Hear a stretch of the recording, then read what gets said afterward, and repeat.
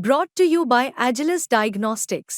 Health test की बात आती है तो मैं भरोसा करता हूँ India's largest diagnostics company Agilus diagnostics. खुद को टेस्ट करते रहो। आरक्षण प्रावधानों का इस पूरी भर्ती में उल्लंघन हुआ, इसलिए उन्होंने 69,000 की जो पूरी सिलेक्ट लिस्ट है उसको रद्द करते हुए फिर से नए सिरे से बनाने तो कुल मिलाकर ये जितनी कवायद हुई थी वो कवायद अब वहीं जीरो पर पहुंच गए हैं जहां से चले थे। उत्तर प्रदेश में लगभग 7 साल पहले 69,000 सहायक शिक्षकों की भर्ती लगी थी, शुरू हुई थी, प्रक्रिया शुरू हुई थी। 69,000 सहायक शिक्षक भर्ती होने थे, लेकिन आज तक ये मामला यूं ही खटाई में पड़ा है, अदालतों के चक्कर लगा रहा है। हाई कोर्ट से लेकर अब सुप्रीम कोर्ट तक मामला आ चुका है। सुप्रीम कोर्ट में इस मामले की सुनवाई 12 नवंबर को तय है। सरकार को इसमें एफिडेविट दाखिल करना है। सुप्रीम कोर्ट ने इस याचिका के लिए जो सवाल पूछे थे उत्तर प्रदेश सरकार से, सरकार ने अभी तक तो उसका जवाब नहीं दिया है। 24 घंटे का समय और है, देखते हैं सरकार जवाब दे पाती है या फिर मामला सुनवाई के लिए टलता है। इस मामले में हम बात कर रहे हैं याचिकाकर्ता जो ये मांग कर रहे हैं सुप्रीम कोर्ट से कि इस मामले में ओबीसीज के लिए आरक्षण का जो प्रावधान था उसको अब तक नेग्लेक्ट किया गया है, और इसीलिए सुप्रीम कोर्ट ने सरकार से ये पूछा था, उत्तर प्रदेश सरकार से, कि वो बताए कि इन छात्रों की याचिका में जो बिंदु उठाए गए हैं, जो आपत्तियां हैं, जो मांग है, जो याचना है, जो प्रार्थना है, उस पर सरकार का नजरिया क्या है। तो आपका पूरा नाम बताएंगे? भास्कर सिंह। भास्कर जी, आपकी जो याचिका है वो क्या कहती है सुप्रीम कोर्ट में? हमारी याचिका एक्चुअली क्या है कि हम लोग हाई कोर्ट में याचिका करता थे। हाई कोर्ट ने हमारे फेवर में जजमेंट पास किया है और जो 69,000 की पूरी सिलेक्ट लिस्ट है उसको रद्द कर दिया है और फिर से बनाने का आदेश किया है। उस रद्द लिस्ट को फिर से बहाल कराने के लिए कुछ विशेष वर्ग के लोग और सरकार सुप्रीम कोर्ट में एसएलपी के माध्यम से हमारे जो जजमेंट आया है उसको चुनौती दी है। हमारा हाई कोर्ट में कंसर्न ये था कि ओबीसी का जो 27% कोटा है उस 27% कोटे के स्थान पर मात्र 3.86% आरक्षण ही दिया गया है। इसी तरीके से जो एससी का कोटा 21% होता है उसकी जगह पर लगभग 16% ही आरक्षण दिया गया है। इसको लेकर के हम लोगों ने हाई कोर्ट में याचिका दायर करी थी और माननीय उच्च न्यायालय ने हमारे पक्ष में आदेश पारित किया कि वास्तव में आरक्षण प्रावधानों का इस पूरी भर्ती में उल्लंघन हुआ, इसलिए उन्होंने 69,000 की जो पूरी सिलेक्ट लिस्ट है उसको रद्द करते हुए फिर से नए सिरे से बनाने तो कुल मिलाकर ये जितनी कवायद हुई थी वो कवायद अब वहीं जीरो पर पहुंच गए हैं जहां से चले थे। इस मामले में तकनीकी पहलू क्या है, कानूनी पहलू क्या है, इसमें हम बात करेंगे। याचिकाकर्ताओं के वकील पुष्कर शर्मा हमारे साथ हैं।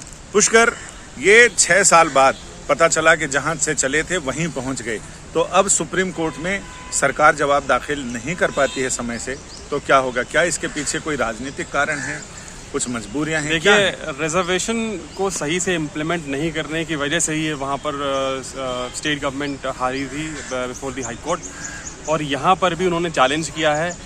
मैं समझता हूँ कि रिजर्वेशन का जो सोल पर्पस है वो है कि जो पिछड़े वर्ग के लोग हैं उनको, डिप्राइव्ड लोगों को इमेंसिपेट करना, उनको ऊपर उठाना, उनको मेन स्ट्रीम में लेके आना। इस भर्ती में उनको सबसे पीछे कर दिया गया। ओबीसीज, एससीज, एसटीज को प्रॉपर रिप्रेजेंटेशन नहीं मिला है उसमें। हाई कोर्ट ने पिन पॉइंट करके कैटेगोरिकली बहुत लंबा जजमेंट दिया है और एक एक चीज़ समझाई है उसके पहलू को। यहाँ पर भी काफ़ी टाइम से ये पेंडिंग है। कल उम्मीद थी कि हो जाएगा, बट अभी स्टेट अपना काउंटर एफिडेविट अभी तक नहीं फाइल किया है स्टेट ने। तो देखने वाली बात है कि स्टेट का क्या रुख रहेगा उसमें, क्योंकि कोर्ट तो मैटर को एडजुडिकेट करेगी मेरिट्स पे, बट स्टेट का स्टैंड सबसे इंपॉर्टेंट रहेगा कि स्टेट क्या चाहता है। क्या स्टेट ओबीसी के कोटा को एज इट इज़ जैसे इम्प्लीमेंट होते आ रहा है वैसे इम्प्लीमेंट करना चाहता है, या स्टेट कहेगा नहीं जो उन्होंने ऑलरेडी किया वो सही है। फिर कोर्ट एडजुडिकेट करेगा कि क्या स्टेट वाला सही है या स्टेट वाला गलत है, जो उनका रिजर्वेशन का इम्प्लीमेंटेशन है।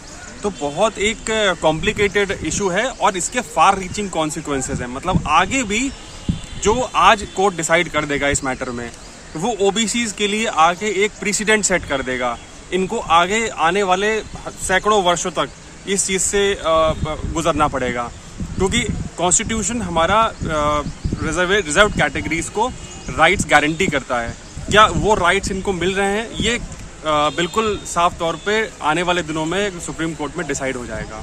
तो इसमें सरकार ये भी तो कह सकती है कि पिछले दिनों त्योहार थे, फिर उपचुनाव हैं, उसमें व्यस्तता की वजह से जवाब दाखिल नहीं कर पाए, कुछ समय दिया जाए। देखिए, वो तो स्टेट का अपना आउटलुक है, स्टेट चाहे तो टाइम ले सकती है। और क्योंकि हाई कोर्ट में भी ये वर्षों तक तारीख पे तारीख पड़ती रही थी। जी जी जी। स्टेट बेसिकली स्टेट का सबसे इम्पोर्टेंट रोल है इसमें।